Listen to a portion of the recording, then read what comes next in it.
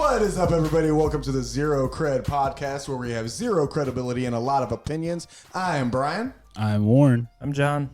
And we are getting ready to talk about Spiderman. Yay! Yeah, this review's been a long time coming. The movie's been out for a little bit. We all went and seen it. We're late. Like, literally, we went and saw it pretty much when it opened, right? Didn't we? I know I did. Yeah, I went the day of. When did you go, John? Do you remember? I think it was Tuesday. So yeah, we all saw it. The day it came out. Yeah, the day of. When it came out. But we were all on vacation as well. Yeah, we were all on vacation. I was hoping you would say we were all trapped in a Mysterio thing. I mean, that's just how I live my life. like Mysterio? Or? No, just trapped in constant confusion. So, yeah, we did. We all went and seen it. We're ready to talk about it. Our vacations were great. John, want to say anything about your vacation? Colorado's great. Go there.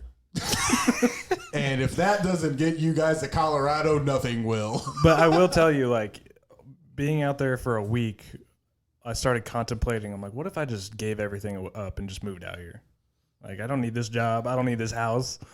I don't need these friends. It says something about Colorado. Yeah, it's a beautiful place.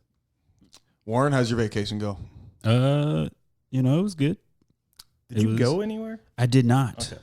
I stayed in my room, locked in my bed. Okay. That's a weird sentence. Yeah. How does one get locked in a bed? In a bed, you stay there with your girlfriend. Oh shit! No. Sorry. There was a lot of sleep and snoring happening. Oh yeah. But no, yeah, I just stay home. We were gonna go out of town, but yeah, that's what I thought. had a lot of stuff happening here in the homelands. So we thought we'd stay on the home front and fight that war, as opposed to going and giving our money to some people that don't know us. So yeah, so I was here pretty much, which is why I was able to go see Spider-Man day of, because we were probably gonna be traveling on that day, but we had to stay. Worked out. It was better. It was a nice, good, relaxing time, as opposed to being out and about and having to find something to do, and then making sure you're ready and back to go back on time, then on the plane or driving, right. So vacations can be super stressful, man. Yeah. Ironically enough, yeah, right? Like really they're supposed to be relaxing and help you get away from your stressful life, if it's stressful, and then you go out there and you're like, this is really stressful, I don't know what to do. Right. It's stupid. But no, it was good. I enjoyed it.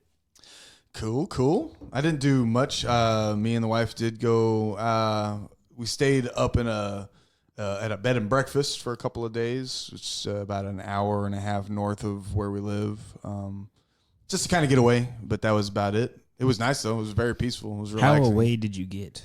How away did we get? Mm-hmm. Like an hour and a half north. That's not far. He said that. Yeah, I did say that, but that's okay. That's not far. I was thinking more lines of like, far. I was thinking more along the lines of how much did you forget about your life at home? We wanted to buy the place that we were staying at and stay there. It's really peaceful. Was it like in the middle of nowhere? Pretty much, yeah. It's up north by Jamesport. Oh, okay. Yeah, and it's really peaceful. It's really nice. The house is beautiful. It's this big ass huge farmhouse, and it is for sale. Do you know how much? Yeah, more than what we can afford. At least $10. That's a good assumption. Yeah. And I don't even know if they'd let me break that down into like the full 30-year plan, So was it?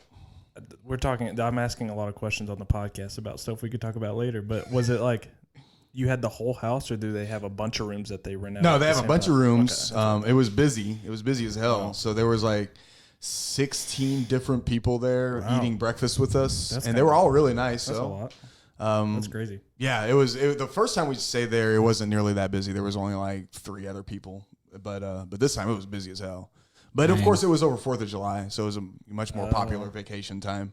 Yeah, so that makes sense. But it was great. It was nice to get away. It was really, really nice. And now we're back, and I missed you guys. Kinda. I mean, no, I didn't. Wow. Jesus. Well, that was a fun podcast. I just got fired. I am unplugging your mic. I mean, I have all the power here. I can just mute him. Yeah, but I mean, you gotta kill it at the source. Well, that would be him. Yeah, that would be me. So that would be murder. I stand behind what I said. So, Oh, Lord. We can get into Far From Home. let's get into Far From Home. I'm gonna start off real quick. I saw it at that B&B in Liberty, and it was that screen that like goes on the side. Oh, Screen X. yeah, and I had so good. I had never been in that. Okay. Yeah, And I was like, I didn't know. it was gonna happen. Yeah. And so like the movie just starts, and it's only like the action scenes, like regular dialogue Okay, scenes, yeah, just it's regular scenes. normal. They just take like the big action scenes and kind of make it look cooler. But like right at the beginning of the movie, this just starts playing on the walls. I'm like, what the hell is going on? I was like, Mysterio's here. where do I look? Where am I supposed to? It really did make it feel like the Mysterio experience with that, and I'm like, this is a lot to handle. How did Spider-Man do it? Right. That's crazy. I saw Mission Impossible on that. Oh, Did yeah. on the screen? Yeah, it was really cool. I saw Aquaman on that. That was my first time ever experiencing it. I also had no idea it was gonna happen. So do they do other movies like that too, where like only like big intense scenes? Yeah, I mean, and they like, did and it. then like regular dialogue scenes are just regular. Yeah, Okay. that's just how it is. Okay. It's just like when the intenseness is happening, it widens onto the walls because Right. they did it with Aquaman, they did it with Captain Marvel. Well, it's the same screen that we saw Infinity War on, but they were just, or not Infinity War, Endgame. That's the screen that we saw it on, but they were just doing all regular screenings of Endgame. Yeah, On it was opening just night. yeah, it was just a grand screen. Yeah. not grand screen and Screen X, Right. which made sense. That is a huge screen, though. yeah, I know, It's right? ginormous. Yeah. Yeah, it's ginormous. Because I went and saw Lion King twice this weekend, Damn. and it was on a regular screen. Well, the first time was on a grand screen. Phenomenal to see. I think you could put any movie up there, Right. and you're gonna be like, man, this is crazy. This is the best movie ever. But then I went and saw it on Sunday, and it was just on like in a regular theater, and I was like, what the fuck is this shit? Like even the audio seemed quieter Oh, yeah. than on the grand screen. On the grand screen, it's like, I wanna be the mighty king, and then in the regular one, it's like, I wanna be the mighty king, and I'm like, what the fuck is this? Get this shit out of here. Where's the hardcore? But yeah, I mean, that's the cool way to watch it. I need to try to make that happen. See the movie with the Screen X. It is expensive. Yeah, but it's So what happened was my buddy Logan and I, he was like, hey, let's go see it. Or we decided to see it at like 10 o'clock. Regular showing in Liberty. No, actually, we're going to go to Screen Lane. And he's like, hey, man, can we push it back to like an hour later? They have a showing in Liberty. We can just go to that one. I was like, yeah, I'm not doing anything. Yeah, we can push it back. He did not realize that showing was the Screen X extravaganza. And we get there and I go to swipe my card. I'm like, dude, this ticket's $20. He's like, my bad. I was like, I don't care. But I was like, Jesus. It's nuts. Yeah. I was like, thanks for making me spend more money. Well, I mean, you got more experience. I did. I don't know if it was worth $20. Yeah. But How much is a ticket at Screenland for a regular movie? I don't even pay attention. At I just give them my Screenland? card. Yeah, $10. $10 On a busy night. If you go on like a Monday afternoon, I think they're like $7. That's fucking awesome. No wonder it's my favorite place to go. I like the environment at the Screenland. Like when I went and saw Dark Phoenix, she almost just gave me the tickets. She was like, "It's like $6." I was like, "Okay, are you sure? Like, Yeah, do you want to press the she's button like- again?" Yeah, she's thinking, I don't really know if I want to do this to you. I don't know if I want to charge you to see this. Like this movie. And You then should be paying me. they had a stack of Dark Phoenix posters that you could take, and she's like, "You guys have posters?" I was like, "No, thanks." I'm good. Yeah, I'm good. She's like, "Yeah, that makes sense." Man, well, But let's get into let's talk about a good movie. Yeah, Yeah. a genuinely awesome movie. Very good. Yeah, excellent movie. I loved it. I thought it was amazing. Me too. I thought it was obviously being. I will say this in every time we talk about being a huge Spider-Man fan. I Right. feel like that's one of those things that people are like, you don't need to keep saying that. Like if you are, we will know it. Right. But I'm gonna do it.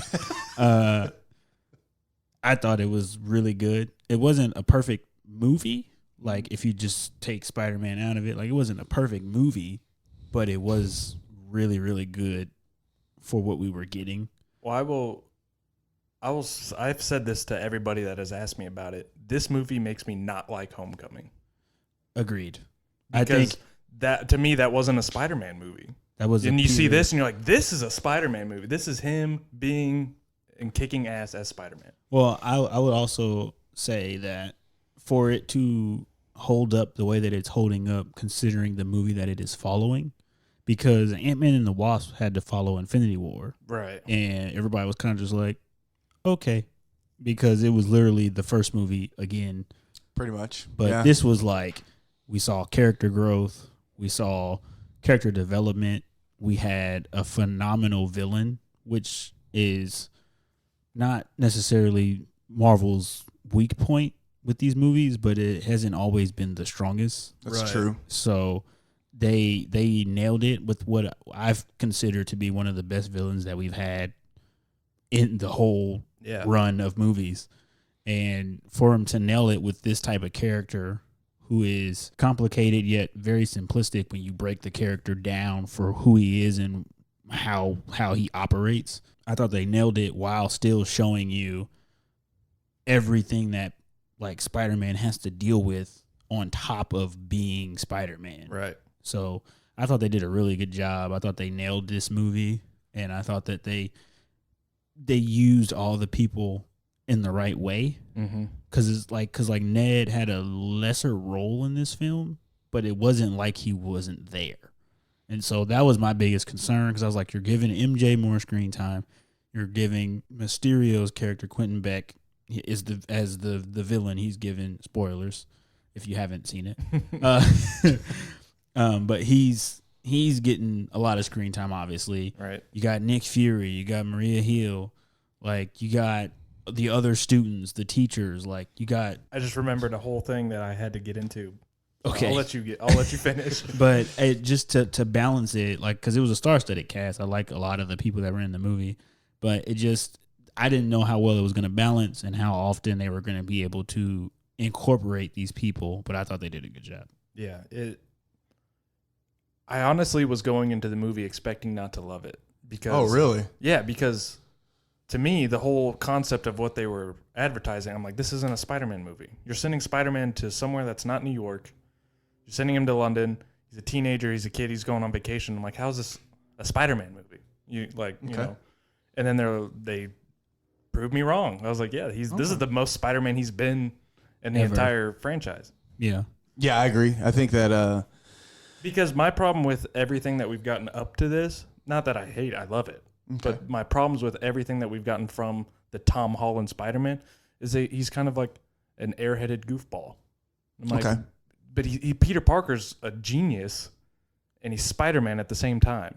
And he's just kind of like this, oh, you remember that movie where they're swinging around? And I'm like, who is this guy? He's not, an idiot. They didn't make him an idiot, but he's just kind of this goofy teenage kid. And now they're showing like, no, he is Peter Parker. He's really smart. He can handle any situation you throw at him. And that they showed that the most in this movie than they had before. Yeah. Okay, I see what you're saying. Yeah. I would go as far as to say the issue with him being you remember the movie with the walkie thingies? Right. The problem with that is his charisma is a part of his confidence. Mm-hmm. He's not a very confident person in a lot of these films, but also his sense of urgency isn't there, because typically Peter's sense of urgency comes from all of the loss that he's had in his life. Yeah. He's like, I gotta be perfect because I have lost a lot of stuff because I wasn't. And we haven't reached that point yet. We saw that a lot more in this movie because, Tony was gone. Yeah. You just, the weight of losing Uncle Ben typically is what propelled him into that kind of mindset from the get-go. But we kind of saw him still like trying to find his way. And I don't know if they're just intentionally were like, we want him to be, we want you to see his growth happen. Yeah. Because I kind of feel like after you battle other superheroes like he did in Civil War, you would kind of maybe, that might propel you a little bit more into like, okay, I really need to get my shit together. And that's why Homecoming doesn't stand as well with me now that I've seen this movie, because you go from that to Homecoming and he's back to, I'm just a kid in high school, which is what he is, and I get it. But I'm like, I want Spider-Man. Like, I want you to be the baddest Spider-Man that I know that you has can spidered. be. Yeah, ever. Like, and we're taking a while to get there, but we have gotten there. I will say he fought back to back two really good villains. So I do think that kind of helps. Right. In kind of being like kind of messed up last time with Vulture, and I can't make mistakes now. Mm-hmm. But he still does because he's still a kid in these films. But I do see where you're coming from as far as like his sense of urgency, his seriousness, because I know he's like a comedic relief, especially in the comics. That's he's sarcastic, he's funny, he's got the jokes, he's making the jokes in the most intense situations, but they do make it look like he's just kind of stupid sometimes. But I feel like with the past scenes that we've seen him in and all the other movies and his own movie, it's more like naive youngsterness is what makes him funny. Because like with the start, like, you remember that old movie? Like those were, instead of him trying to be sarcastic, like, here's your change from Spider-Man 2 when he's not doing it on purpose. It's just who he is funny. And it's kind of childish sometimes. And he's just a youngster trying to figure it out. But I'm like, this is like his 5th appearance. When's he gonna figure it out? And then they're like, this is where he figures it out.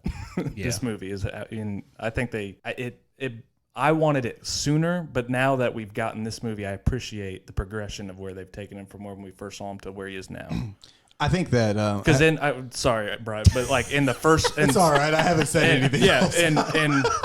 and Raimi's Spider-Man, the first, like they did it in 10 minutes. They did it in 10 minutes. Like, you're right. and so I'm like, all right, we got Spider-Man. He's gonna start kicking ass, and so now we've done it in like 4 years. We've gotten to this point, and so it feels like that. Yeah. In artistic form, I'm like, yeah, I appreciate it, but I'm like, when I'm watching the movies, I'm like, just start kicking ass. But I respect it and I appreciate it. But I'm glad we're here now. Yeah, that's why you really appreciate it, because I think that while I do agree with you in many ways, actually, because it did feel like we were watching this kid Forrest Gump his way through being a superhero. But what I really like is the way they took. I think they really did it right, but we didn't realize they did it right until we got to this point. Yeah, is what I'm trying to say, and I'm really stumbling to say it, as you could tell. But we were treated with it. It's such a different way when Sam Raimi did it. But those movies are well. It's hard to say those movies are great because the third one exists. But those first two are great in their own right. But I've really, when I've watched anything Spider-Man, I've tried to watch it and not compare it to anything that we've gotten in the past, and that's hard to do when you're a fan of the character, because I enjoyed a lot of things about the Amazing Spider-Man movies, and at the time I really enjoyed Andrew Garfield's portrayal of Peter Parker, and now that I'm seeing Tom Holland's, I don't like Andrew Garfield's portrayal nearly as much as I did, because I think Tom Holland is doing it so well. Andrew Garfield, now that I'm looking back on it, he was a little too cool, quote unquote cool, to be Peter Parker, because you didn't really think about it, but when you're watching him like skateboard through school and shit like that, and he displayed way more confidence than Peter Parker ever did at that age. At the time, it was fun to watch, but when you're seeing Tom Holland really portray Peter Parker and Spider-Man the way that he is doing it, which is true, very true to how they did it in the comics when he first came out, it really makes Andrew Garfield's portrayal of Spider-Man and Peter Parker not nearly as good as I thought it was. Right. So it makes me wonder what would have happened had Jake Gyllenhaal became Spider-Man. Oh wow. Yeah, because Toby got hurt. Yeah, Toby got hurt. Yeah, and so he was gonna have them. They were gonna have him come in and do it, but then Toby was able to make it happen. Yeah, for the second one. Yeah, and then obviously they would have probably kept him around for the third one had he been recast, because like from seeing Jake Gyllenhaal as Mysterio, like in the range that he had in this movie, I was like, he would have been a good. Not saying that would have saved the third movie had it been a better Spider-Man, because Spider-Man wasn't the problem in Spider-Man 3. No, you're absolutely right. The writing of that movie was the problem with that movie. But, the producers got way too involved in that shit. which that's a whole podcast episode in and of itself that I really want to do one of these days. But let's move on to let's start talking about let's get into the meat of the story and everything. Starts off, Tony Stark's dead. He's dead. Jesus Christ, he is dead. I laughed so hard at that intro with the end. Oh yeah, that was good. That was really funny. Oh man, that was hilarious. Yeah. And then it was them at the school, the school news. That stuff is funny. I hope they keep that going for a while. Next couple of movies. And I'm glad they addressed that. The main cast of Spider-Man all got snapped. Yeah. What did they call it? The blip. The blip. Yeah, they call it the blip. Which is convenient story writing, but at least they did wrote it. Because a lot of people were like, man, we really wanted a more in-depth. And I was like, I mean, they gave you something that made sense. So right, because the other guy talking to MJ, they're like, when we left, or when we got, he was a little kid, and we come back to school, and he's a full-grown man. Was his name Brad? I don't remember his name. He was a dick, so his name is Chad. Is that accurate? No, but his name is Chad because all Chads are dicks. Wow. Sorry, Chad. Sorry to all our Chad listeners. We know there's a couple hundred of you. Yeah. Well, not anymore. That's okay. They were dicks anyway. But yeah, I'm glad they had to address it because this wraps up this phase of the Marvel movies. Right. But now, moving forward, we have a continuity that we can follow as directors. I'm speaking to the future directors now. We have continuity. Just do what they said. So if you're going to create storylines, remember, everyone that was gone didn't age. For 5 years. For 5 years. Not 10, not 15, not, they're mutants because they didn't age. No, they just didn't age, and then they came back. Did they address if Aunt May blipped? Did she blip? I think so. You don't know. I don't remember. I can't remember if they addressed that or not. I don't remember. I know they did. I just don't remember if she did or not. Did it Happy blip? I don't know. I don't remember. We are just looking at each other. I don't remember. They don't address it. Yeah, they don't address it. I kind of wish they did. I don't remember. I think they did address the Aunt May situation, but I don't remember what they said. Because I feel like her not having Peter for 5 years would have been devastating. Yeah. To her as a character. I think you're right. I think she probably did blip because if she didn't, they probably would have addressed that. Yeah. Because that would have been pretty serious. You were gone for 5 years and you never called me. It's like, I couldn't. But I think Happy did too, or we would have seen him in Endgame with Tony. Or something revolving around Tony. Yeah. You're probably right. Yeah. Okay, I'm gonna address because it's at towards the beginning of the movie. Okay. I gotta get this out of the way. Yeah. We're all right. Okay. There's a debate we had. We're all right. Oh, I know what we're talking about now. Yeah. Because I think I was the only one that said something different to be different. No, you both were against me.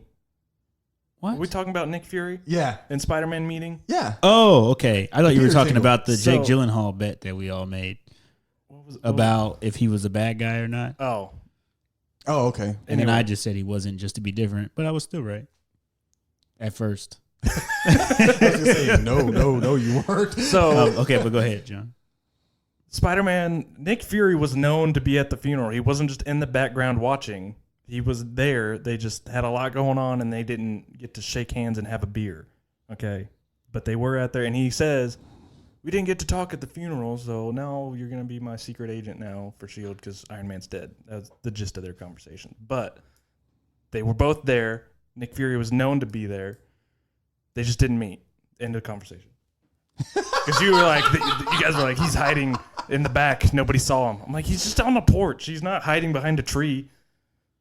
You know, you're actually, we did talk about that, but I actually thought you were going to talk about something different. What's that? I thought you were going to bring up the fact that the spider sense didn't kick in when Nick Fury was sitting in Peter Parker's room. And it was because they addressed that it only happens when he's in danger kind of thing. Well, no, they kind of addressed it as like he has anxiety about it. So Yeah. Okay. I know what you're talking because about. when he blipped, he knew he was dying. Like his spider sense was like, "Hey, you're gonna die," and that's why we get that emotional scene where he's like, "I don't want to go with Tony," I'm sorry. And so it's they don't specifically say this in Far From Home. They just hint towards that he has anxiety about his spider sense because it's like hiding, because like last time it happened, he died for 5 years. Yeah. And so that's like why they had to build it back up to His and that's Peter why Tingle.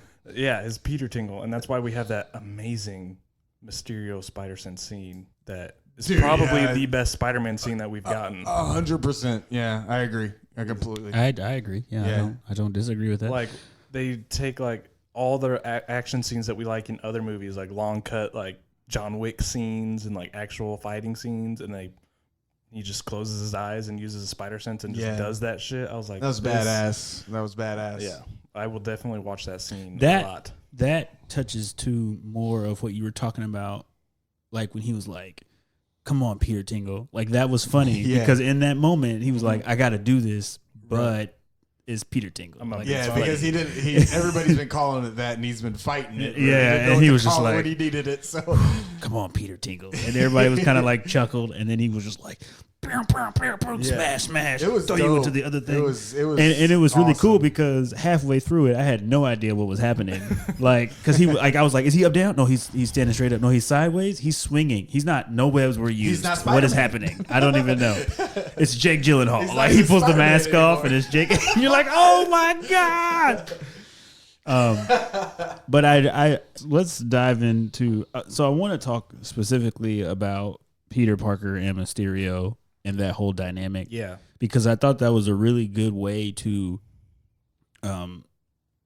portray both characters and give them a connection that made a meaningful ending, that made the whole ending of this movie way more meaningful than it would have been if he was just like, oh, he's a movie star, now he's shitty, now he's trying to be a hero, but he can't because Peter's the hero, now he has a vendetta. Like, that's really what it was in the comics, but it's just really convoluted and just like, this was way more interesting.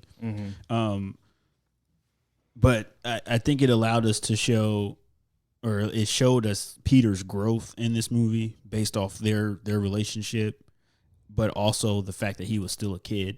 Because, you see this other hero, he's here, he's doing his thing while Peter's doing what he can. Like in the opening deal when they're out and Hydro Man shows up, quote unquote, and Peter's like doing what he can, and then Mysterio comes in and handles it, and it's a lot like the whole Iron Man situation. And so we still see that, like, hey, I'm still limited, but I'm trying. And then you have that interesting dynamic of like the mentor, the friend, the guy that's like, I want you out here with me because I know what I'm dealing with, but at the same time, I know you're a kid and you still want to have your life. And then for him to turn, like, I didn't feel like the turn was weird. I know a lot of people might feel that way. They're like, out of nowhere, he's just the bad guy. And it's like, no, that was good because they established a relationship, a rapport. They gave him a motive for why he would want to do that because he needed Edith, to be able to do what he wanted to achieve. And he knew who had it and how he had to get it. So I thought they did a really good job with that. Well, I thought the way they showed the extent of their technology in that scene, because you're just watching them have a heart-to-heart, and he gives him Edith, and he's like, hey, I'm going to go back and be a teenager. And he leaves, and then everybody just starts disappearing, like, because the whole bar is a hologram, and I'm like, what the fuck is going on here? Yeah. And his Mysterio's like, oh, I got some magic in my hands. Right. Yeah. And that's, for me, I think the biggest impact that it had on were people that did not know who Mysterio was. Right. Because the group that I went with, my family, they were like, when he shows up and he's like fighting Hydro Man, they're like, who is this? Like, is he on our side? And I had to lie and go, yeah, like, he's a good guy, because I didn't want to ruin the movie for them, because I knew at some point there was going to be a change, and it's not as impactful when you know that. For me, it was impactful because getting to see how it unfolded, and I like how it turned out. So it was impactful in a good way in that way. But for them, it was like, what is happening? Like, why would he do that? Like, why would he turn? And it's like, because that's just who he is as a person. Well, they did a really. They could have. There's two ways they could have done it. They could have done full on good, and then he switches, 180 right off the bat how they did. Or they could have been like, they could have shown you some things that you're like, is this guy sketchy or not sketchy? And you're up until he changes, you're confused. But they did it where, no, this is a good guy. Like, he's straight up helping out, and then they just 180 switch in that bar. And you're like, holy shit. Right. What do we do? Well, we don't got to do anything. We're just watching a movie. But yeah. what's Spider-Man going to do? Yeah, I like that. I think I liked how they did it better more than I would if they. That's drawn out where you're like, oh, he did something sketchy over here, Spider-Man. Watch out, he's gonna switch. Like they could have the whole time. Even as a Spider-Man fan, I'm like, is he gonna turn bad or is he a good guy? And they are actually fighting the Elementals, right? Like they just, especially with the multi-dimensional stuff, you're like, he could be a good version of Mysterio, right? Probably not, but he could be. Like anything's possible. Because at that point, we had no idea if the multiverse was real or not. Except there is a scene where he's in the airport and Jake Gyllenhaal walks behind him in the airport. Okay. Before we meet Mysterio. Really? So if you're the first time you're watching it, you wouldn't see it. You're just in the background. But second viewing, he's in that airport and Jake Gyllenhaal like he's got like a backpack on, like he walks behind him and you're like, oh, Mysterio's like he's deep diving, planning this shit. Right. I didn't notice that. Yeah, like that's why I want to see it. And I don't know if it's like when he's leaving or when they land. I don't remember the Easter egg video I watched. I don't remember where it was at, but it was like a crowd of people, behind him in an airport, and Jake Gyllenhaal straight up like in a cap, like they always. That's Marvel's incognito. Just put a hat on. Yeah. How to look like a villain in the movie. And he just walks. He's just walking, but. Other than that, you do believe Mysterio's just you have no idea where it's gonna go. Yeah, you're watching it. The setup was done very well in this, and I think that's why it's better than most villains in any of the movies. Is because it's one of the best villains we've had. Because the setup was executed perfectly. Well, he also had. I think that the secrets of making a good villain is making a villain that can actually win. You know what I mean? And and that's why that's why Killmonger was such a good villain. And he's, in my opinion, I think Killmonger is the second best villain we've had. Thanos is behind Ultron. Ultron. No, top upper echelon. But no, I think Thanos is probably the best villain we've had, and then I think Killmonger is number 2.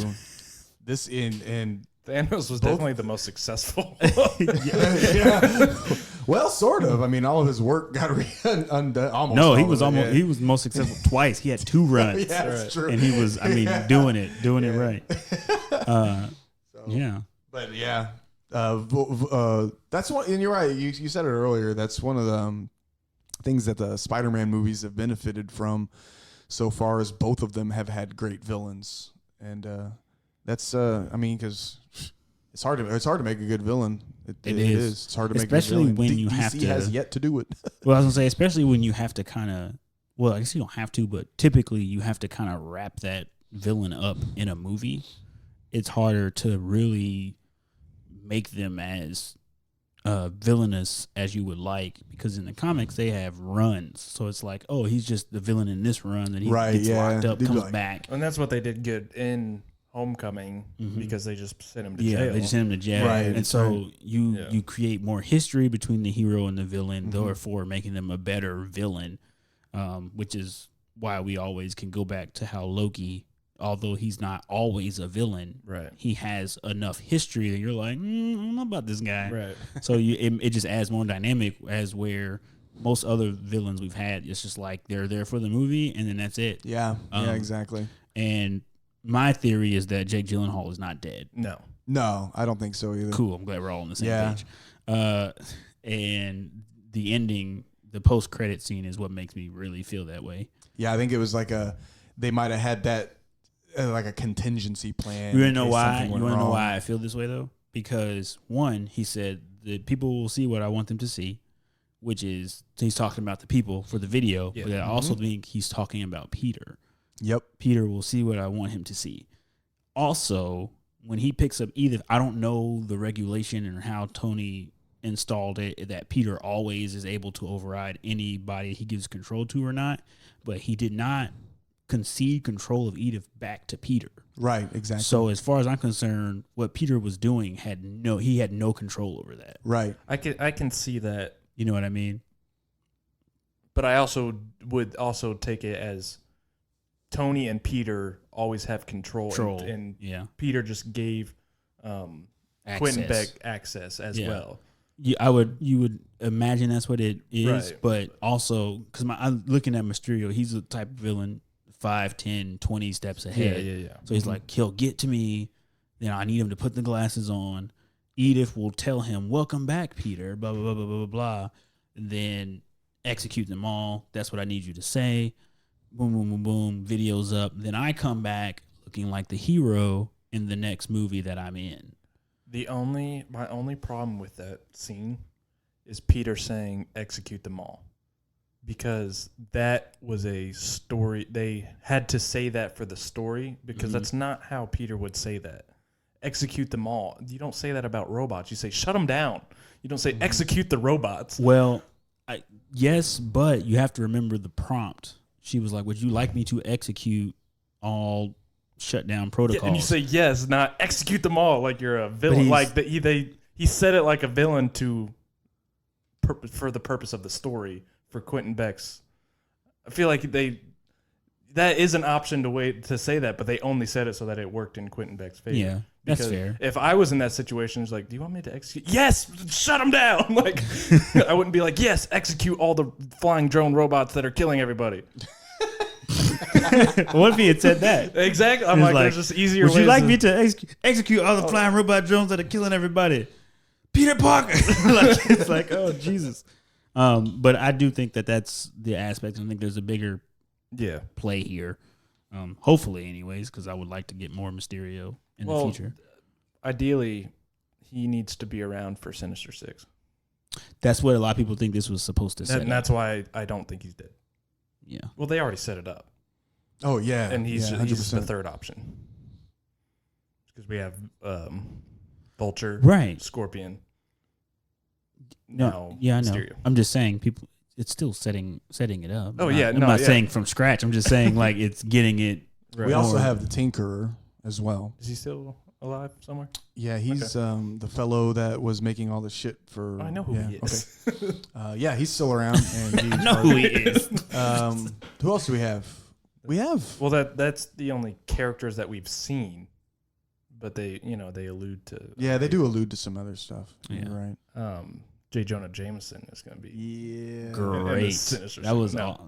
That was the one thing when I watched this movie, I was like, wow, I can't believe I didn't know about that already. Yeah, they kept that under wraps really well. Yeah, they really did. No leaks, none. We think he's gonna be like no articles talking about we think. It was only articles we hope. Yeah, and so that was crazy. Yeah, because I was smile ear to ear. Yeah, when he came. I was just like, I was like, my mind was blown. Like it was to have a weird Easter egg that blows your mind just as much as watching Endgame blows your mind. You're just, I was just like, what is happening? I did a double take when I was watching. I was like, what the? And it's a different take. Like it's not the classic Daily Bugle newspaper. It's like it's a different take. It's a radio. It's modernized. Podcast. Yeah. So that's cool as well. Yeah. But my favorite meme I saw from that was the original version of J. Jonah Jameson's. He said in one of the movies, he says something about, I only trust my barber or something. Oh, yeah. And then it shows a picture from the cameo in this movie, and he's bald. So, that was my favorite meme I've seen revolving that. But. Yeah. So, what do you got now? Well, Mr. so obviously Note-taker. we in a Spider-Man notebook, might I crazy dedication. How meta. I was about to say that. Well, so I wrote down that his relationship with Happy was refreshing because it was a different dynamic. Because typically it was like the annoying kid, leave me alone, right? And this was more of like, what do you need? I'm here. Mm-hmm. You can do it. Like, make it happen. Kind of like a mentor / father. Like he's kind of replaced Tony Stark. Yeah. I think it was interesting to see that because when he needed it the most, it was there for him. to pull from and grow with. And I like that dynamic of like, you know, you make the suit, I get the music. Right. And I was like, this is really cool. Like, make it happen. I love Led Zeppelin. Yeah. Yeah. I want to slap the shit out of him. Yeah. And That's so- what that goes back to me where it's like he's not purposely sarcastic. It's his naive youngster sometimes that makes it funny. And I'm just like, okay. Well, It's AC/DC, you little punk.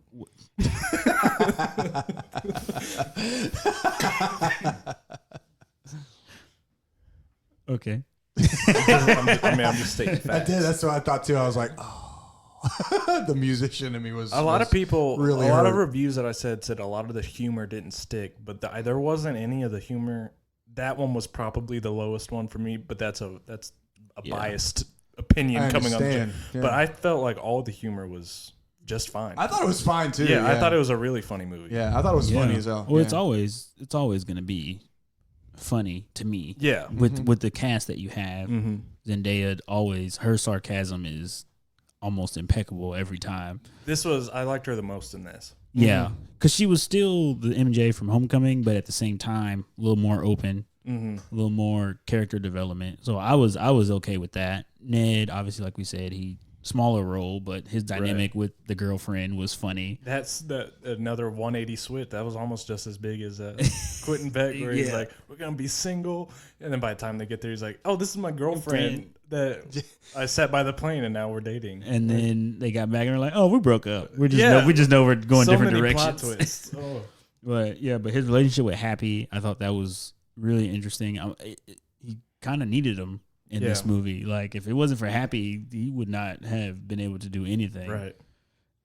Which, Pick him up in a field in the middle of nowhere. yeah, but then that shows us they're the smart Peter Parker. Yeah. Because then he was like, "Are you okay?" And he was like, "Tell me something only you would know." Like, and it was and it's like in that moment he was kind of being like extremely serious. What like, did he? I can't even remember what he said.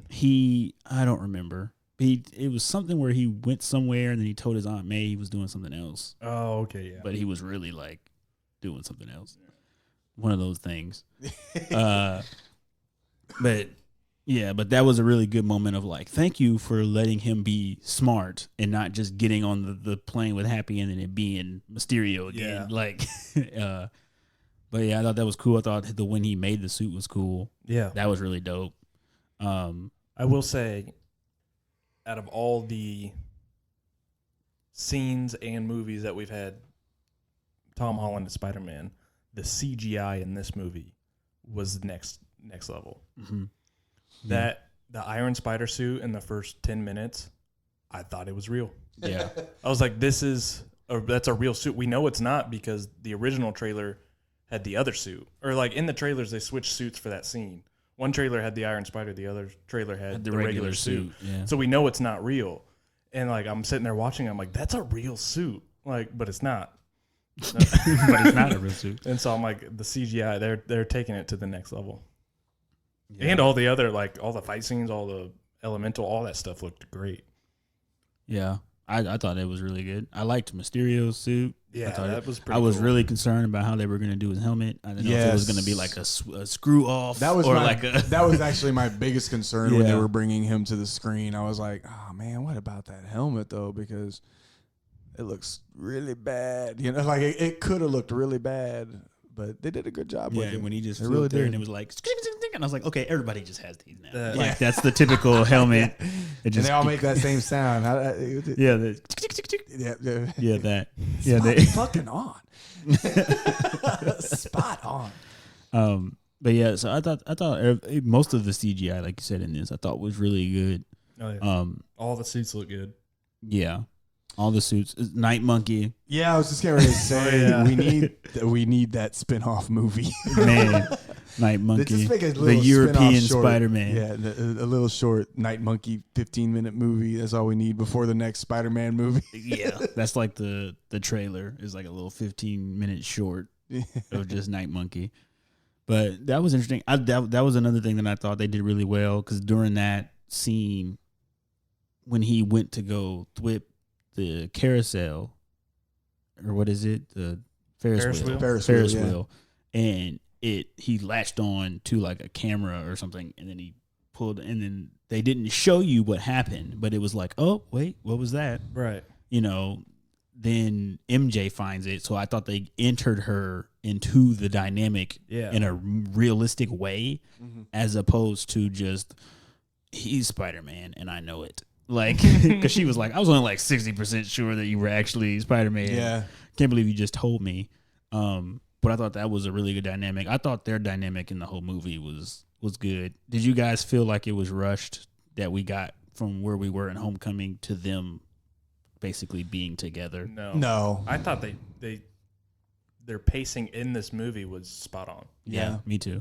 I thought so. My I know a lot of people felt like, my favorite part is the part where they're talking and she's like, "You're Spider-Man," and he's like, "No, I'm not." And then she pulls this out and he's like, "I am Spider-Man. I need to see that right now." That's great. Yeah, I need to commandeer this vehicle. I am Spider-Man. that was interesting though. And then like when they were getting ready to go to the opera thing, that was funny too. Like the whole dynamic of that, where like they just kept getting stuff upgraded, and then one of the people was like, "Don't you think it's weird that it's just happening?" But when they got to the opera thing, and then she was like, "Do you want to go in on some glasses?" And then, "Are you in position?" And he was just like, "No." And she was like, "Oh, okay." And he's like, No, like you go. I'll get some glasses." But it's just like that's the kind of humor that we want to see from Peter, not because he's being stupid, but just like, no, not to you, like, but I can't tell you why I can't tell you. So just go, and then I'll go be Spider-Man. But it also shows her not accepting that, because then Ned's like, "Oh, he's in the bathroom." She's like, something's going up, and that's why she goes out. Right. And because Ned and Betty leave to go to the fair, and she's like, something's up. I gotta go see what Peter's doing, because he's just not in the bathroom. Right. Yeah. Unless he was, and that would have been awkward. Yeah. What like, are you doing in here? He's like, I'm sick. Really struggling. Right. I'm really struggling. Yeah. Do you think Marvel has a template now for villains on how they can continue to make really good ones like this one? No. I kind of hope not, because not every formula is going to work the same way for. Well, yeah, no, I'm not necessarily saying like taking this formula, but I mean just like, do we feel like they maybe have started to master the art of making villains? I hope slowly, so. yeah. That I hope so. Yeah. But it can also backfire, because you make any movie after this, and you're like, well, it wasn't good as Mysterio, so it's trash. Yeah, it's very true. Well, okay, yeah. Which, I mean, that's how you. Because now I think we're starting to get to the point where your villains are only going to be as good as your heroes now, because we've already hit the pinnacle. Yeah. So it's like now, if you start releasing characters that people aren't as interested in, it's not going to matter for your villain, you know. Correct. But we'll see. No multiverse. That was sad. I'm not gonna lie. I'm kind of glad. Well, that we know of. That as of right now. Yeah. As of right now. Right. Yeah, that's a better way to put it. Yeah. No, because we know it exists. It does. Yeah, that's true. Yeah. I mean, but as of right now, I don't want to say missed opportunity, because that's not what this movie was trying to accomplish. Yeah. Right. But it kind of was, because you could have used the multiverse to bring in a lot of cool storylines, in my personal opinion. But I think we'll get there. We will get there, but I just, the misdirection, was like, was it necessary? Did we need the multiverse thing to get this story off the ground? It helped it make a lot of sense, but did we need that tease? Because I wonder if it was just Marvel testing how people would react to the idea of a multiverse. Right. I think it's just seeding. They're like, probably not yet. Yeah, you're probably right, but John. not yet. So we'll see where they go with it. Yeah. They just kind of planted it right there. Hey, remember that thing we said 20 years ago? Here's a multiverse. You're like, what? You talk to your grandkids. Remember, let me show you the movie. Let me get the Blu-ray. What's that Blu-ray? Like, I wrote down that the suits were awesome. Yeah. From the homecoming suit, that's what they call it. The first one, the red and blue. Okay. Yeah.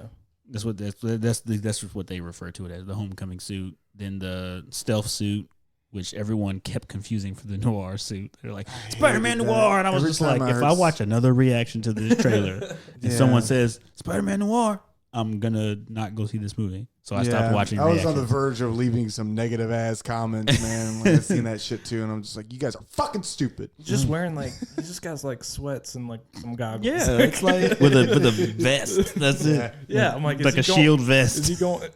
Yeah, he's got like a bulletproof vest on. I'm like, he's fighting elements, not a SWAT team. Yeah.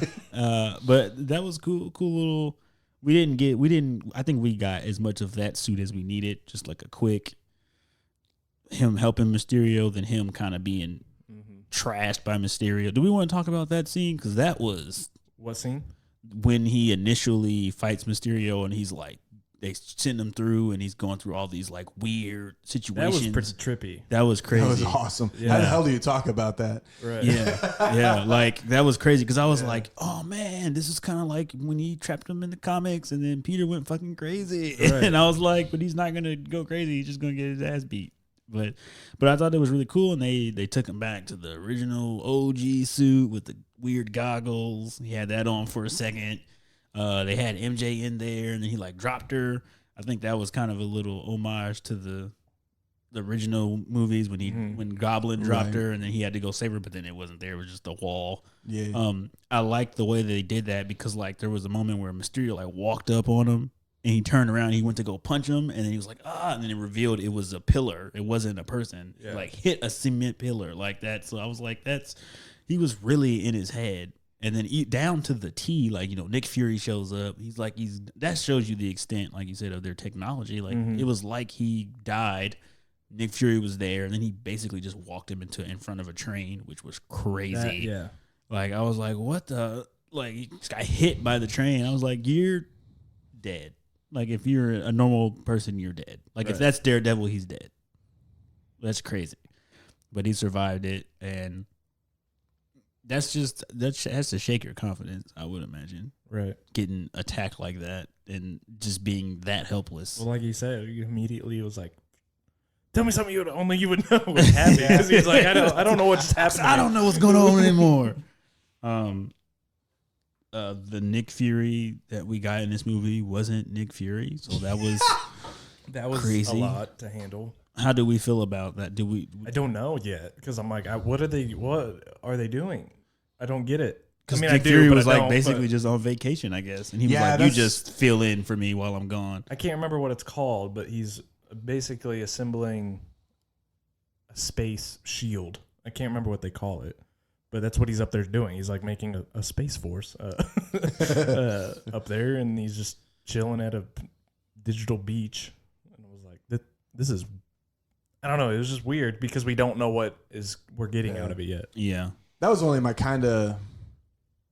that was kind of the only negative-ish thing That it wasn't that I actually had him? about the movie. Yeah, not that it wasn't him.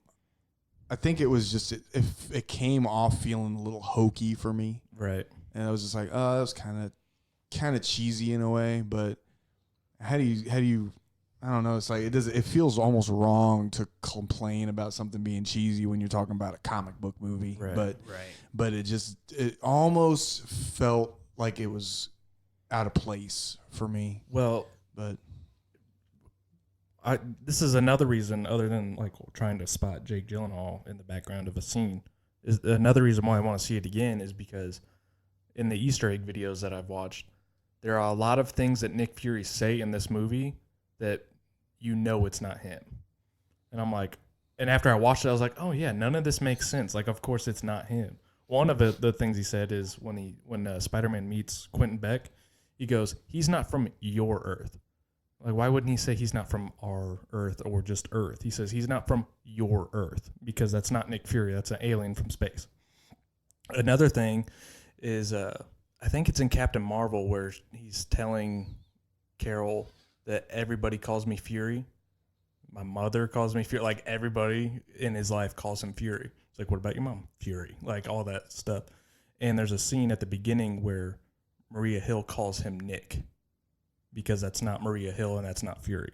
Oh, So they They put did it their in, work. Yeah. Yeah, And they so did like their work. going back and watching it Okay. a second time, it might feel different Yeah. knowing all that stuff. Yeah, you're right. I do want to. I mean, I'm gonna buy it, so I'm gonna watch it probably a million times between now and I die. But whatever. But yeah, like initial feeling though, that was my initial gut reaction was that was a little hokey. Same here, but yeah. It worked out for me though. I mean, it was like it made for like a little fun end credit. It was another thing where I'm like, how many twists can they put in this Yeah, movie? Spider-Man twist. Right. It's like, yeah. But I mean, I don't know. I guess overall, I thought it was a really good, fun summer movie. Oh, I loved it. I loved it. It's amazing. I think the best part for me was when which they don't touch on this dynamic very often, that his webs are not infinite. Right. Like, because a lot of people are just in every movie, like, he never runs out of webbing, really. It's just webs all the time on Spider-Man. Right. But in this movie, he was like, shoot, I'm out of webs. And I was like, oh, cool. Now we get to see him use his brain when he's fighting, because he can't just be like web. Although that was really cool. The little initial when he was fighting all the drones and he went into the hologram and he was tying them all together and then he electroshocked them all. That was really cool. There was the cool moment when he jumped over like the towering bridge thing and it was like slow motion and he shot a web and it was like, and I was like, that hit nothing. What are you doing? And then he swung underneath and he flew up into it and then smashed a bunch of them. I was like, okay, this is cool. This is Spider-Man being Spider-Man. Yeah. But then to see him be like, okay, I got to get up there. That thing is pulsing. I'm going to grab this thing. I'll bounce off of that, throw this up there, explode, kill a bunch of them, then land up top all at the same time and stop him from killing people. Like, that was like, oh, cool. That was cool to see him use his brain and come up with a plan. The part where he's on the bridge and he grabs that piece of metal sign and that, like... Yeah. What was it, like a rock or something? Where it was like I think it was one of the cores from one of the other ones. Yeah, it was getting ready to blow. Straight up Captain America wielding the shield and the hammer. It was just like, I love his thought. He always thinks of, it showed that he's still at the point where he doesn't think he is the hero. Even when he is being the hero, he's like, what would Captain America do? He'd pick up this sign and this makeshift hammer and kick some ass like he did in Endgame. Yeah. And so that was a cool, like, even Happy threw a shield, and he's like, "How does Cap do that?" that was hilarious. I love that. Yeah, that was really good. That confession was funny too, and they were all like, "I like doing this," or "I don't drink these things," and he was just like, "I like Peter's mom, grandma," and they were like, "What?" Or no, he was like, "I've been dating Peter's aunt." He said, "I'm in love with Peter's aunt." Is that what he said? Yeah, I'm in love with Peter's aunt, and they were just kind of like, TMI, bro. That's TMI. Much, yeah. Like, I know we're about to die. But. Thirsty much? Yeah. Have you seen Peter's aunt? Have you seen how thirsty he was? But yeah, I thought it was cool. I thought we got all that you could ask for out of a Spider-Man movie at this point. Yeah. I think that this type of Spider-Man is growing to someone we believe could take on someone like the Sinister Six. Right. And so that's all I care about. Yeah. That's why I'm so glad they got somebody as young as they did, because we can have him do this for fucking ever almost, you know? I mean, he hasn't aged a day since he's done it. At least he doesn't look like he has anyway. I think he got younger. He's what, 19 now? 19? No, he's like 21. Yeah. Is he that old? Oh, he got to retire. Shit, never mind. Yeah. But no, he can do it. He can do this for a long time. And then we can eventually start to get to where he is the Spider-Man, the defender of all of New York and wherever the hell he needs to go, you know? Yeah. And he'll do it with absolute confidence. How did you guys feel about them, like, constantly being like, the world needs the next Iron Man? Like, they were kind of crowning him. I feel like they were more of crowning him as, like, when this next group of Avengers kind of shows up, he's going to be like the tech smart guy, not necessarily creating tech, but just like the Tony Stark of the smart, the brains, the savvy guy. who kind of leads the team, but is not really the leader because Cap was the leader, and so it's like Captain Marvel's gonna be like the leader, but he's like the Tony, Right. who's like the other leader that every time the leader makes a decision, he's like, but what if we try this? Yeah. So I think that's what they're gonna. A lot of people were like, we don't need him to be Iron Man, we need him to be Spider-Man. I'm like, I think you're reading too much into what they're saying. That was my takeaway from I am the exact same with you. Yeah. Well, I think their perspective, like the people in that universe perspective, is that though they're like, we need who's the top guy to save the day when shit goes down, right. and I think that's what they are alluding to. But for us, it's like, who's gonna be the other leader, like you just said, like who's gonna be if Carol Danvers does take on that mantle, who's gonna be her counterpart, Right. in the Tony Stark Steve Rogers relationship. Yeah. And they did like kind of establish it, and I was getting ready to say that they when kind of they're set it like, up. "Hey, Peter Parker," like they had like a rapport. So I wish she would have just like manhandled him. Give me the fucking gauntlet. Oh, here, lady, Jesus. Oh man, that'd be great. Can I bring up like a huge gripe? Plot hole. No, not Oh, the whole well, gripe. then I don't care. And it's not this movie specifically. They do it in this movie. It's most movies now. I'm getting sick. I don't know why they do it. I'm getting so tired of having full-on scenes in a trailer that aren't in the movie. Oh, you're talking about at the very beginning? I'm done with it. I'm just done. Like, stop putting scenes in the trailer if you're not gonna put it in the movie. You're not alone. And to me, I'm like, it's straight up false advertising. There's no other term for it. That's what it is. You're just like, hey, here's what's gonna be this movie, but we're not gonna address like half of these scenes. I'm just like, why then? Why didn't there's enough in the final cut of the movie to make a good trailer? Why did you add scenes that aren't in the movie? Are you referring to like when he was fighting those guys? Yes, specifically. I know. Specifically. And I know when that takes place in the movie, and I know why they cut it, and I'm like, you didn't need to cut it, or you didn't need to put it in the trailer if you were gonna cut it. Where was it gonna take place? So there was gonna be a scene between the beginning of the movie, or like a montage between the beginning of the movie and when he leaves, of him getting ready, and that was gonna be one of the scenes. There was gonna be scenes like him like getting the his clothes done and like his shopping done, for travel, flying out to and go then do. him also fighting crime, and it got cut from the movie. What was the song gonna be? I don't know. What would you have That's wanted important. it to be? An AC/DC song I was about to say Led Zeppelin. or a Led Zeppelin song? But Led Zeppelin songs are really hard to get rights to. But Marvel's done it before, so I guess they could have done it. Anyway. Do you think been a that lot more lenient lately? Right. thank Do you God. think that him saying that was more of a homage to Tony? What do you mean? Like, because wasn't that like his stuff? Or no, I guess all his stuff was AC/DC. Yeah, all his stuff was ACDC. Never mind then. It was weird because all of his stuff was AC/DC, but he always wore Black Sabbath shirts. always wore because Black Sabbath has shirts. Iron Man, the song, and like it, Yeah. the song is in the first one in the credits. Yep. But that is kind of a weird that they did that. But anyway, yeah, It's Tony. He's a rebel. yeah. Play AC/DC. I'm gonna come out there with a. The Black immigrant song. Sabbath. Right. But- Even Google don't even know their shit. But yeah, Star Wars has done it. This movie's done it. Well, A lot of movies have done it where they have a rough cut of the movie, then they make a trailer and release it, and then they recut the movie and cut out scenes that were in that trailer. So you're saying there's no place for that, because what is the most common complaint from viewers? What do you mean?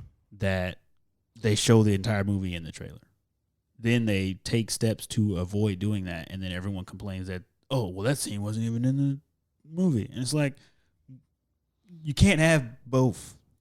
But I'm saying they had a whole movie that they could have cut a trailer, and they didn't have to spoil the movie. They didn't spoil the movie, but they had scenes in the trailer that weren't in the movie. Well, okay, but I just feel like it doesn't bother me that much. Like It really bothers when I was sitting down the other day, I was like, oh, that scene where he followed those guys and he made that joke to that policeman, that wasn't in the movie. Yeah, And then that was it for me. but I want it in the. Like, it's not that I want it in the movie. My point is, why are you doing that? Why are you showing stuff that's not in the movie to get people to go see the movie? I don't think that's why they do it. I don't think they. I don't think that's why they do it, but they did it. They showed us. They said, "Hey, okay. come see our movie. Here's the trailer for it." That stuff's not in the movie though. Okay, well, they also had to make an entirely fake trailer before that. That's false advertisement, right? But that was in That's revolving. That stuff I am more lenient on because that's revolving around not spoiling another movie. Okay, so I guess my biggest thing is like, when is it okay and when is it not okay? Then? It's not okay when you are full on saying, "Hey, here's what this movie is. Here's the trailer for it. Here are scenes that aren't in it." That's where I'm like, why? Why are you showing us scenes that aren't in a movie? It's because to me, it's like, hey, come buy this car. Here are the options. Then you go buy the car and they're like, oh, those options aren't in the car. It's actually horse powered. Like by an actual horse. Right. You're like, this is not the same car. Right. It's just they're offering you things and then you go see the movie and they're like, oh, those things we offered aren't in the movie. Some of them are, but not all of them. I mean, yeah, I can see that. I just feel like I would rather go in seeing more things that I haven't seen than seeing stuff that I've already seen. I'm not saying add more to the trailer. Just take that part out. Just not have that scene. Have the same trailer. Just don't have the scenes that you didn't put in the movie. Because they didn't ruin this movie with the trailers like they do with some movies. I was surprised in a lot of this movie. I was also surprised I didn't see the one scene that I was like, oh, that'd be a cool scene to see. I can see both sides of the argument. Because seeing that scene got me excited. I was like, oh, he's still the neighborhood Spider-Man fighting crime. But then they didn't give us that. They got us, oh, no, he's just going straight to Europe. We're skipping the whole New York stuff. He's just going straight to Europe. That's and the same thing with, in particular, the Rogue One trailer, where she fights a TIE fighter at the top of the tower. That's not in the movie. They changed that scene. They didn't cut that scene. They changed it. They rewrote it. Yeah. So that's just, I'm getting tired of that. I'm just getting tired of false advertising. That's my hot take. Yeah. No, that's fine. I just don't personally have an issue with it. It doesn't bother me that much. Mm-hmm. Like, that's just my stance. I'm not saying you're wrong. If they could probably do it, they could just, show us what they're going to show us and it's in the thing. But I just don't get, my question is why? I wish I had an answer for you. Yeah, that's what I'm like. I do too, because I really would like you to not be up at night. Why do false advertising when you don't have to? It's like they're going out of their way to show us stuff that's not in the movie. You're definitely not alone because they actually address what you're talking about right now at, I believe, the very end of Wreck-It Ralph 2. Really? Yeah. They're talking about like, hey, do you remember that scene that was in the trailer? They didn't even have that in there. It's like a post-credit scene. So, yeah, you need to watch Wreck-It Ralph 2. Well, and that's why I know why that scene's cut, because people are like, hey, where's the stuff you put in the trailer that you didn't give to us? And they're like, oh, we cut it because we didn't have time for it. I'm like, but why? I guess I wish I was as passionate as you are about this, so I could feel what you're feeling. I just don't like false advertising. I'm kind of in the same sense as Warren is. I just don't care enough either way. I can see where you're coming from, because I think that if I'd have really watched, a trailer, and since this hasn't happened to me in my life, I've never watched a trailer and then been like attached to a scene that I was really looking forward to seeing and then not gotten it. Well, yeah. To me, I don't even have to be attached to it. Oh, really? Well, because they're adding story to the trailer. Mm-hmm. You're like, oh, I think I know what this movie's gonna be, and then they just rip out half those scenes, and it's not that big of a deal. It's not. Okay. But it's something that's happening almost every movie. Okay. And to me, if they had a reason why they were doing it, because they did I noticed they cut a scene out of Endgame. Well, to me, let me get to that. If there is a reason why, then I understand. Yeah. Because in Endgame, they made up scenes. That was to not spoil this movie. It was all an illusion. It was all Mysterio. Mysterio was behind the But trailer. when it comes to like this or like a Star Wars movie, when they're like, oh, we just felt like not doing that scene. You're like, why did they? So that's why they shot Black Widow at target practice they just filmed that just. Yeah, that was all To just throw stuff that to in put there. into the trailers to. That to me, that was because they didn't want to show the action scenes that they were going to Yeah. use because it would spoil the movie. So they just was like, let's just shoot some action, Yeah. so that we can have some action in these trailers. Because no action in the trailer is not going to make anybody excited. We're going to go see it. We have their money Because but those trailers. We have their money. They have our money. Oh, wait, I'm you're speaking saying as from them. Okay. Yeah, okay. yeah. I thought you maybe got a new job or something. Yeah, how do you think I got this? Because those movies were designed where like we didn't want to see anything, but they have to give us a trailer. Where on this, we're like, to me, they could for the Spider-Man trailer, the one trailer, they could have just cut those scenes out of the trailer and given us, not add any more scenes to the trailer, just take those ones out. Does that make sense? Mm-hmm. I respect your passion. Thank you. I feel like we've been talking about this too long, though. I don't care. The people need to know. People need to know. Yeah, I mean, And that's our weekly commentary. For that to be my big gripe of the movie, That's a just pretty good shows thing, how good the actual movie yeah, is. that's a pretty good takeaway, really. mm-hmm. So, do we want to talk about the ending of the movie? Oh yeah. We probably should. I don't know if I liked it. For real? Yeah. Oh, please go on. Because the movie's good. We're talking about the post credit, right? Yeah. And so where Joe, Jake Gyllenhaal spills all the beans. yeah, Well, I have my reasons for not liking it, but You didn't like it either. I didn't hate the scene. I just didn't like the way that it happened. Okay. I'm the other way. I like the way it happened, but I think we're still very early on in this character's story to have the whole world know that Peter Parker is Spider-Man. My issue is that that's not how it happened. I mean, that's fine. I just don't. That's it actually happened when, 2 movies ago. Yeah, because of Civil War, right? Yeah. Or 4 movies ago. However many movies ago it was. I think it's like 32. And the reason why I don't like it, no, don't get me wrong. When I watched it in the moment, I was like, holy shit. Like it was great. Yeah. It was a great moment. Agree. But the reason why I do not like it is because they created this relationship between him and Tony Stark. One of the biggest payoffs in the comics between their relationship is that Tony gets him to reveal who he is to the world. Yeah. That only happens because of the relationship that they have during Civil War.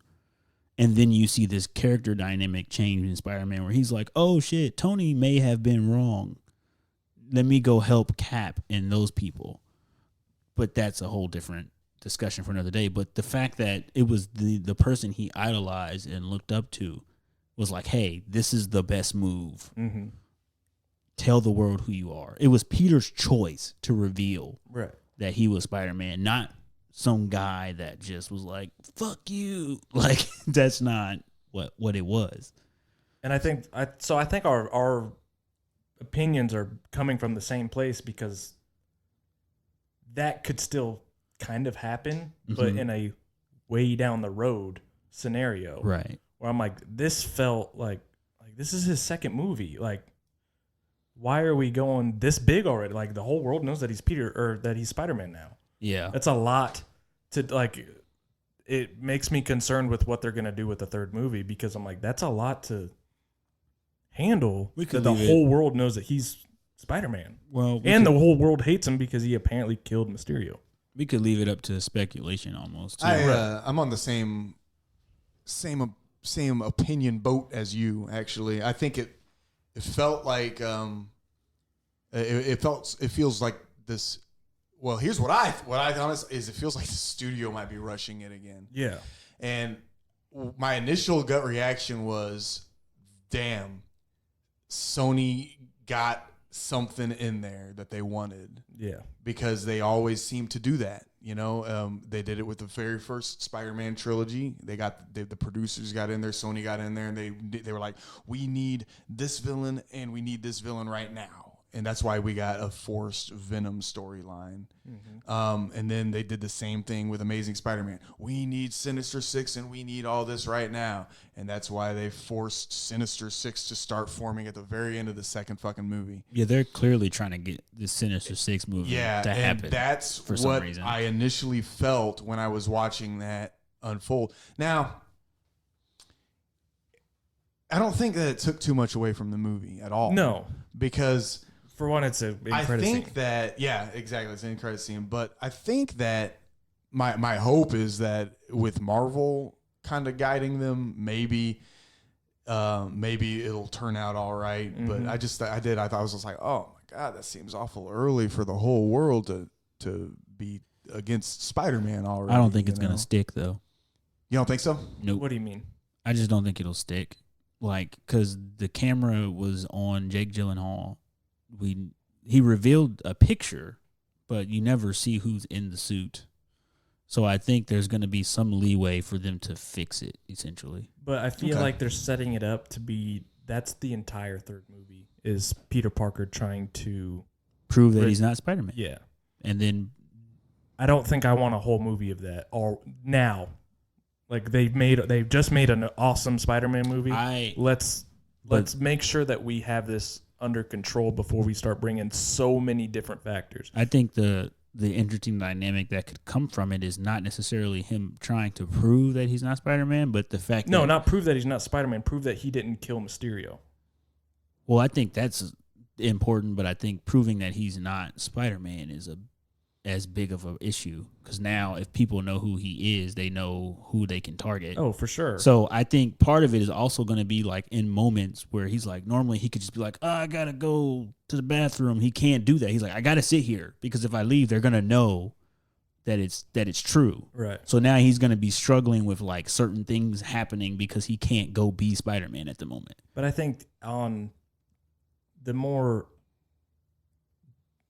I don't know, because I feel like killing Mysterio is more important right now, because not only, because they could have just said, hey, this is Spider-Man, Peter Parker Spider-Man.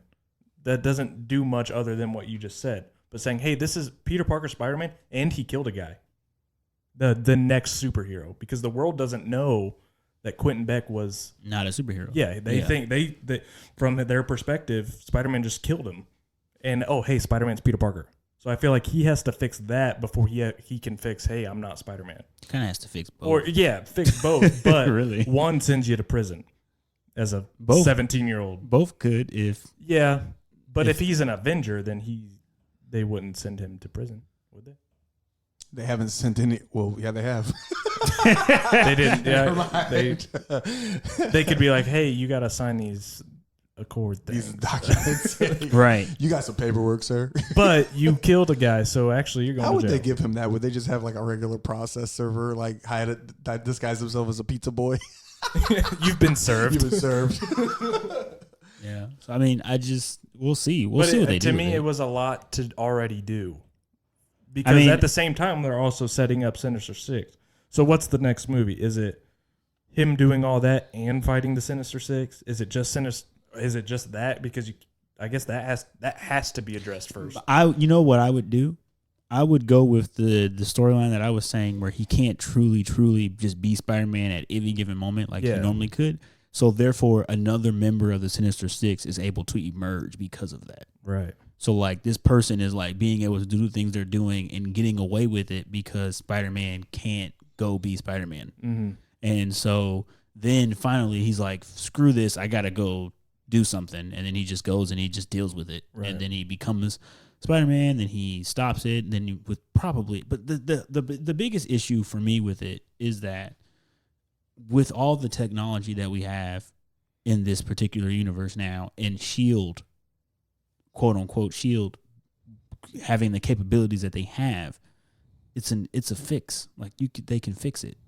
They can fix it, but it doesn't change public perception. It doesn't, but that's why they brought in J. Jonah Jameson to be that counter. Like, hey, they may have fixed it, but he's still a menace. Like, right. And so I think the biggest dynamic that will bring in is people. Like, there will be a tear in New York. There will be people that are like, Spider-Man would never do that. I don't believe them. Yeah. Then there'll be people that are like, Spider-Man's a villain. He doesn't decide. He shouldn't decide who gets to be, dead or alive or in jail or whatever. He's just a kid. Like, He doesn't get to decide that. And other people are like, he helped stop Thanos. Like, I don't care what he does now. Like, So it'll be interesting to see. Is it soon? Probably, but Marvel, even if Marvel's called, they probably don't feel that way because he's been in like 5 movies or however many movies it's been. He's been in Civil War.